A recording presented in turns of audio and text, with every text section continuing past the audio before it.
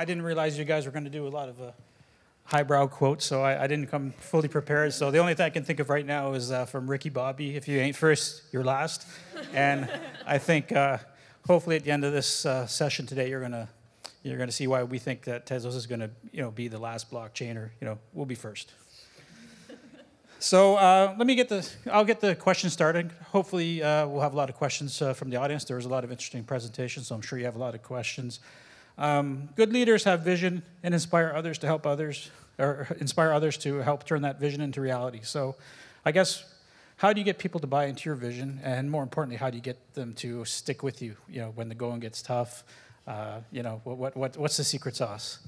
I don't know anything about hard times. Tezos has just been a cakewalk, and that's my story. I'm taking to do it. No, I mean, I think it's funny being at Draper U, because Tim's participation in Tezos basically started off in this basement and then worked its way upstairs over the course of 15 minutes.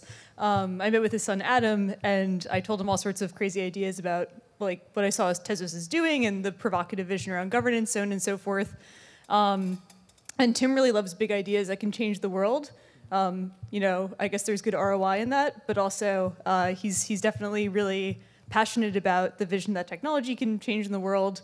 And I just think kind of anchoring to big ideas and really, at the end of the day, believing that what you're doing is impactful and can change the world will get you a lot of buy-in with people if you're very sincere in your convictions. So that seems to be what's carried Tezos quite a bit of the way, is underneath all the talk about formal verification and the ticky-tacky and though fascinating engineering bits about it, is a really fundamentally powerful idea that we can distribute power across the globe and exchange value with people who we've never met before in a fun and interesting and new way.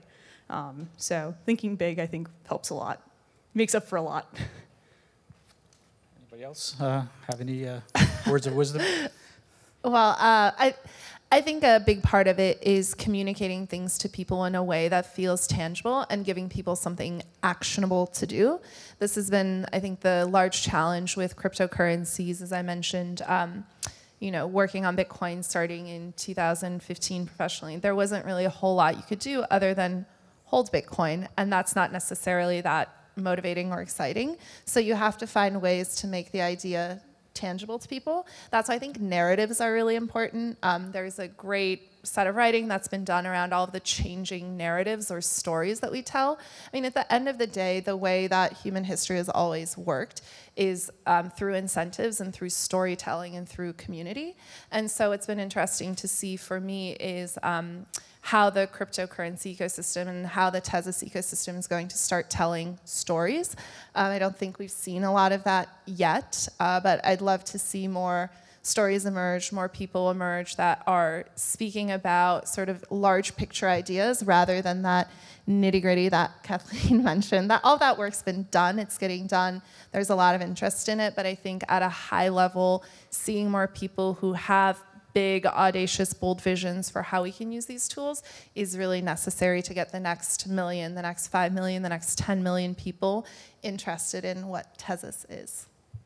Yeah, I mean, I think the only thing I'd add to that is, the great thing about Tezos, and I think the reason why a lot of us became interested in it, is that it's a very tech-first project, right? And so, we know we have best-in-class tech that's appealing to a lot of people, but the crypto space is just full of hype, and we don't have to necessarily go about it in the same way. But to Meltem's point, if we don't start telling our story in a way that doesn't solely focus on the tech and starts focusing more on the applications, I think that's what helps bring the vision to life and sell the product, I guess, so to speak. And so to the extent that we can do that, not just amongst ourselves, but the larger crypto community and then beyond that, because I think the information, I don't know about you guys, but the information delta between the people inside cryptocurrency and outside cryptocurrency is just widening by the day. And so I feel to the extent that we can try to bridge that gap, that helps to bring the vision to life. All right, thanks. So maybe I'll reach out to the audience. I see lots of hands going up, as I suspected. So Jovan, if you can maybe pass the mic around. We got quite a few questions here. I'm Elliot. I'm a smart contract developer. I guess I want to know what what's going to make people use Tezos to build smart contracts on? Because I've been developing these applications for a while, and it doesn't seem like that there's a very clear use case except for financial assets. Like a lot of things that you would want to build kind of aren't really possible because of privacy and like scaling and just a lot of other things that you just really wouldn't want everyone to see. So what's going to set Tezos apart from all the other smart contract platforms that are trying to become the next big thing? Well, I'll just say one thing, and then I'll leave it to these guys to answer that question. Financial assets, like asset issuance, is like not a small thing. So that would be good. But I'll leave it to these guys to really answer the question. Yeah, like I think money's a pretty great app, you know, like we all use it every day. You know, I think fundamentally this stuff is meant to address value exchange over the internet. And so I think financial applications, financial use cases are plenty enough. In fact, I find most other applications of this technology to be either superfluous or just like not that interesting. So that's the camp I'm in, you know, which is not exactly the most awe-inspiring thing, but, you know, fact of the matter is I think that this technology is the best tool for the job in a lot of decentralized finance applications. I struggle to see other use cases. And I'll take that one step further. So as someone who started her career in finance and now spends a lot of time trying to figure out how to integrate crypto markets into legacy financial markets, I think Tezos from a sort of not just a technology standpoint, but from a design standpoint, fits most easily into existing legacy finance infrastructure. I think the language that was chosen, the way the protocol was constructed, it's much easier for someone to understand Tezos and its history than it is for someone to understand some of these other protocols that are extremely complex and cumbersome. I think the second piece is, to me, one of the interesting things is actually governance. There is a massive issue in finance related to corporate governance, particularly. And we're now entering an age where we're seeing, I mean, here I'm just gonna sound like a crazy person, but I'll let my freak flag fly. I believe that we're seeing kind of a dawn of people associate less and less with physical nation states. We now see the rise of mega corporations that are becoming their own states effectively. Look at Facebook and their plans to issue Facebook coin. They're going to develop their own payment infrastructure, their own financial infrastructure. So I see this evolution from people, you know, defining themselves by association with the physical state to association with a digital state or a corporate state and expressing that online and in the digital realm. So that's where I think it's not just Tezos uniquely, but I think everything in the world is going to be financialized. That's what we're doing with smart contracts. And so if we're going to financialize everything, we're going to need a whole lot of plumbing to do that. And so that's where I'm excited about it. Yeah. And to be clear, like, you know, Tezos has limitations the same way every smart contract platform has limitations today. I would argue that Tezos has better bones to actually tackle new innovations as they come to market, you know, whatever form that takes, to either be a quick second mover or the first people to take advantage of tried and true technologies that are tested. So, you know, it's great to see this in tandem with the you know, first vote on Tezos.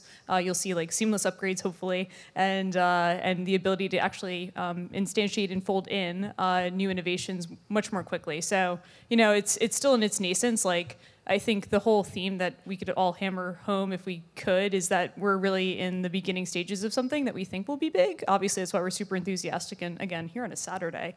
But you know, point being, like, you know, Tezos, I think, recognized that very early on, that this is like right in the beginning, and as a result, you know, we're calibrated towards being able to fold in things as they become more useful.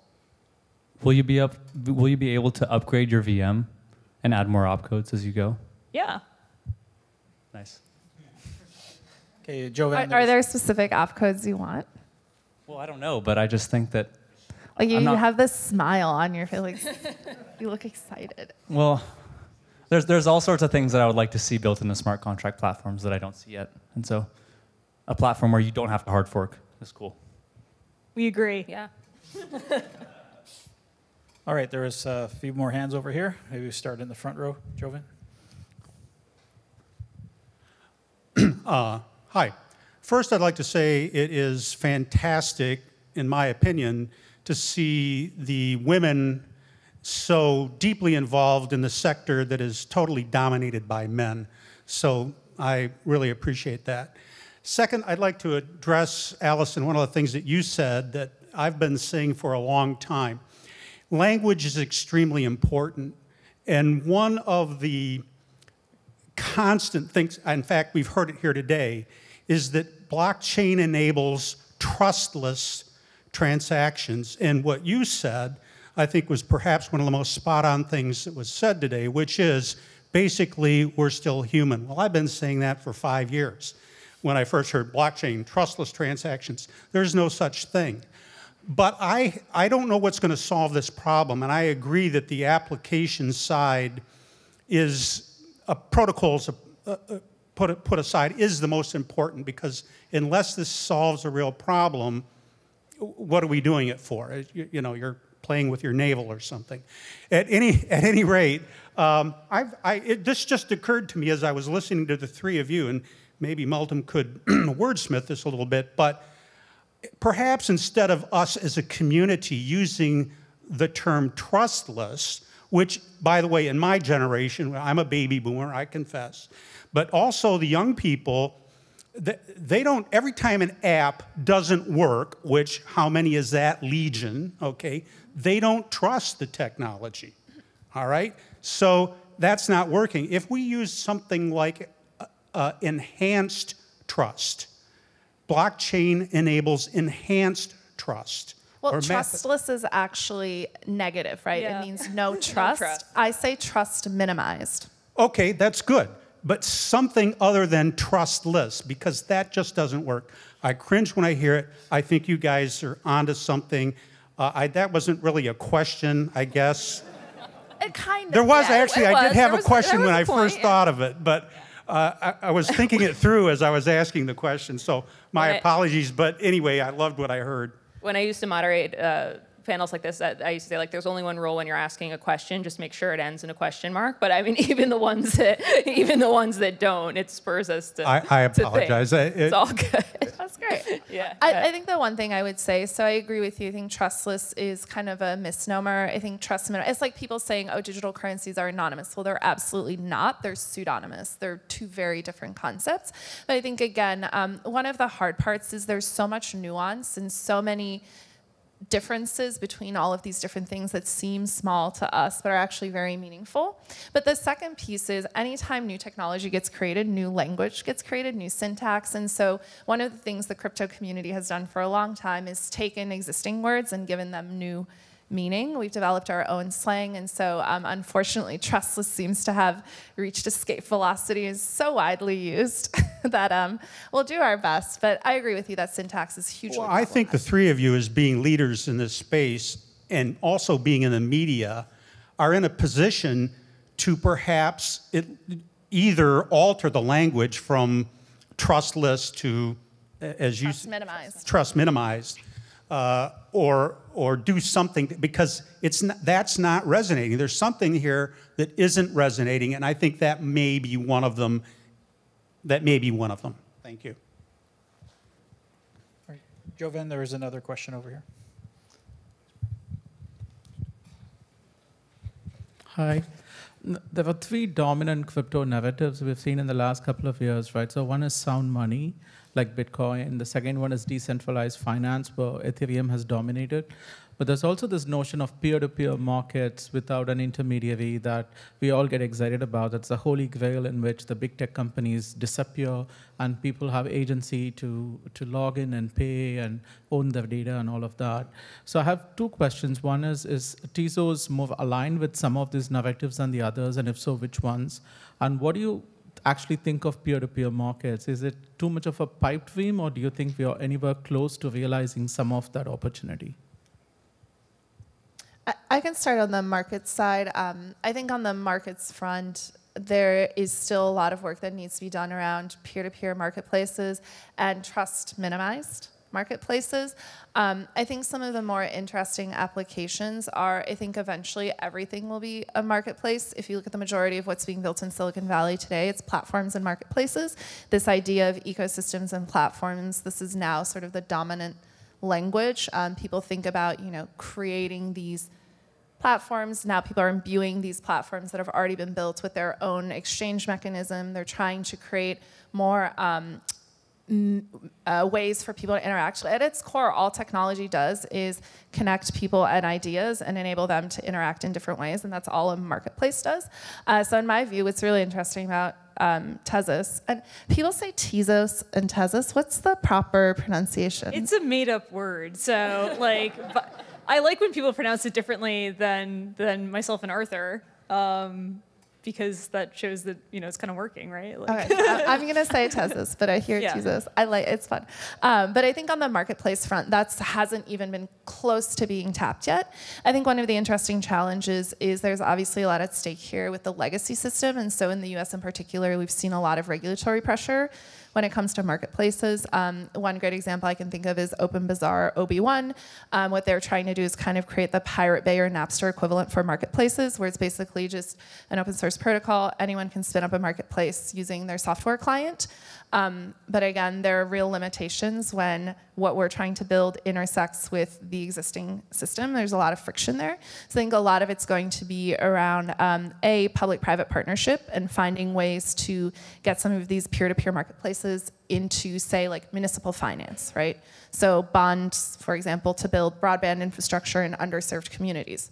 That's a great use case where maybe it's not as contentious. We're seeing it around sustainability, people trading electrons using Brooklyn microgrids and Allo3 energy system. So I think things like that are less contentious are the starting point. But ultimately, once you have open source software, once you have resilient networks and resilient infrastructure, as we saw with peer-to-peer file sharing, it's really hard to stop once it starts. It's just finding a way to get it started. And I think Tezos could definitely be that starting point. Yeah, I mean, I have nothing to add there. Yeah, Same. That was really good. Okay, we have time for maybe one or two more questions. Anybody else in the audience? If not, I have one last question. Since this is being recorded for posterity, so we have a virtual time capsule, and since this is the visionary panel, where do you see Tezos 5 years from now? I want to see, so I've written about this, and I hate saying it, but I want to see a major contentious governance event, and I want to see some social network attacks on the Tezos network. I think it's going to be a great way to stress test whether or not the incentive mechanism works. And I think we haven't seen a lot of this, but I think there should be some event like this that tests the resilience of this idea and whether or not it works as intended. So, well, that would be cool. I think when I think about Tezos in 5 years, what I'd like to see, and again, I'm coming at it from more of, I guess, like the community standpoint, is I think Tezos has been really committed to this philosophical idea of decentralization, as with all of crypto, but like, I think that's super important, but we said time and time again, like decentralization doesn't necessarily mean disorganization. And so when I think about Tezos in 5 years, I think about kind of us rallying together with a message that sells with verticals that make sense for us, and thinking less about like, I think there are a lot of smart people who will continue to think about the network and the tech, and that will continue to be important. But you know, hopefully this will be so pervasive that people won't even think about it anymore at that point. Yeah, I mean, if you read the Tezos position paper, you know, the governance of the network is meant to be a means to an end. The end being, of course, like facilitating better technological upgrades. So my, you know, hope for the network over the next 5 years is to fold in these innovations, not just from the applied cryptography side, but there's also a lot of cool things we can do using formal verification and some other cool hacks, you know, with constitutionalism and different governance models, you know, again, as a means to basically make sure that the best technology is folded into the protocol and to you know, imbue different aspects of better money, right? So, I mean, I think we all know it makes good money. You know, fungibility would be great for starters. And so there's quite a bit there from the design space that we can look forward to, which are, you know, firmly grounded in technical innovations, though I think obviously, you know, as I hope was made very crystal clear in the position paper of Tezos from 2014, you know, you do need some sort of formalized governance mechanism, at least in open source networks, to actually facilitate this, right? And so, you know, I hope for Tezos is that, you know, governance becomes the path to which we achieve better money. Better money will be measured by, you know, its pervasiveness on the web and with people all over the world. So, you know, we had a good start to this in 2017 when 30,000 people participated in the Tezos fundraiser. I think that bootstrapped a fantastic network. I think that the choices and participation of people who continue to rally around this network is going to lead to better and better forms of money coming out of the governance mechanism. But ultimately, at the end of the day, we're not just trying to do this for the sake of some sort of exercise in political science. No offense, Alison. None taken. But we are doing this to create a better way to value transfer, right? So again, it's nice to talk about this from a philosophical perspective, but ultimately we're just trying to create a better technical product, and this is the hackneyed way that we've come about it in light of seeing that the sort of default mechanism for open source governance just doesn't really work that well for folding in innovation. All right, so last call for questions. Otherwise, we'll wrap it up. We're going to have a little break again. Oh, Jovi, there's another question here. Just under the wire. Who we got? So, Meltem, I think you brought up corporate governance. One of the things we've seen is kind of like an aggregation of power to proxy advisory firms in the public equities markets. What is to stop the same thing happening with Tezos bakers? And Absolutely nothing. there's a lot of off-chain dynamics, right, that come into play that may not be formalized through on-chain governance. So, have you guys thought through any of that? And is there any way we can maybe, drum up some tools that may kind of like avoid those negative incentives? I think the starting point is looking at the data of how these systems are being used. And I think TZScan does a great job, but there are a number of different services that are emerging that are going to provide data around how these governance markets with proof-of-stake protocols are evolving, which I think is really helpful. Like, let's understand the network topology and how it's evolving to understand whether or not we should have concerns about centralization that may go unseen.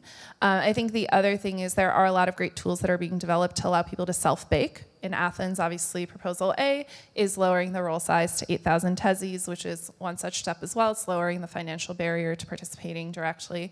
But I do think this is a significant concern. It's one I've had for a long time. It's one of my biggest criticisms of on-chain governance is, in a way, these systems can begin to resemble plutarchies, right? Where the rich get richer and consolidate and aggregate power. But I think, again, if you're aware of it, then you can build in measures to counteract it. And I do think in the Tezos community, there has been a lot of good dialogue around what types of tools we need to introduce. I think the design of Tezos, it's really easy to switch delegations. So if you don't like what your baking service is doing, you just change the address and you can delegate to someone else. So I think that's a really wonderful feature that a lot of other delegated proof-of-stake protocols don't have. But I think, again, it's really about understanding how the network topology evolves over time and making changes. But all of us in this room are collectively responsible for doing that, which is why I like to highlight some of the ironies of decentralization culture. But again, it's up to all of us collectively to continue to actively monitor what's happening and design countermeasures.